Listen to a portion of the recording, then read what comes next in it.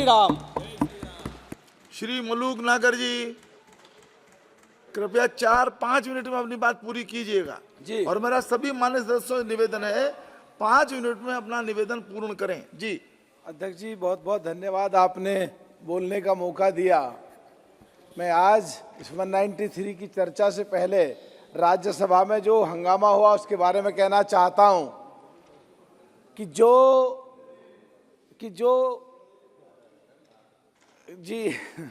मैं यहाँ पे एक चर्चा करना चाहता हूं कि यही जो चर्चा कीजिए। हाँ जी, मैं एक चर्चा करना चाहता हूं कि आज जो चर्चा हुआ, जो हंगामा हुआ, तो मैं दूसरे सदन की बात नहीं कर सकते। चलिए साहब, मैं ओके, आप यही की बात कीजिए।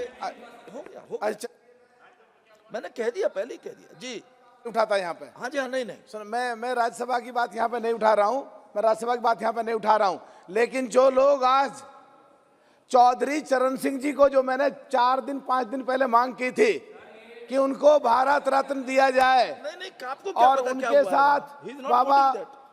महेंद्र सिंह टिकैत, राजेश पायलट जी, जो इन कांग्रेसियों के ही नेता थे, हमारे भी नेता थे, और विजय सिंह पथिक जी और मान्यवर काशीराम जी को भी भारत रत्न दिया जाए, तो उनमें कम से कम शुरुआत हुई। चौधरी चरण सिंह जी को भारत रत्न दिया गया। मुझे उम्मीद है आगे जो दूसरे लोग थे उनको भी दिया जाएगा। मैं सरकार को, माननीय प्रधानमंत्री जी को इसके लिए धन्यवाद देता हूं और कांग्रेसियों से कहता हूं, इनकी खिलाफत मत करो।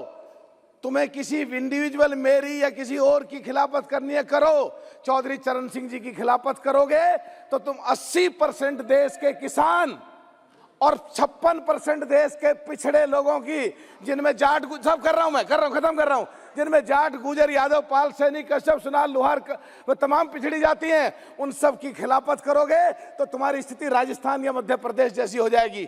आज के विषय पे मैं कहना चाहता हूं कि भारत के संविधान जो बाबा अंबेडकर साहब ने लिखा और माननीय सुप्रीम कोर्ट के आदेश से जो मंदिर बना, अभी मैं देख रहा था हमारे साथी कुछ चर्चा कर रहे थे कि मंदिर किसने तुड़वाया, मस्जिद किसने तुड़वाई।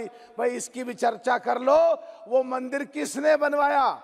1976 में जब सर्वे हो रहा था तो मोहम्मद के अहमद की रिपोर्ट थी कि ये जो मस्जिद का ढांचा है उसके नीचे मंदिर के अवशेष मिले, और उनकी रिपोर्ट ये भी थी कि वो गुजर प्रतिहाराज ने बनवाया था। तो उसकी भी चर्चा हो, और इसके लिए हम पूरे देश के जो खुशी का लहर दौड़ी, पूरे देश में जो ये महोत्सव मनाया गया, ये बहुत खुशी की बात थी। और मैं अपने साथियों से, जो विपक्ष में कांग्रेस पार्टी के लोग बैठे हैं, कहना चाहता हूं, अरे कम से कम इस बात का तो विरोध मत करो।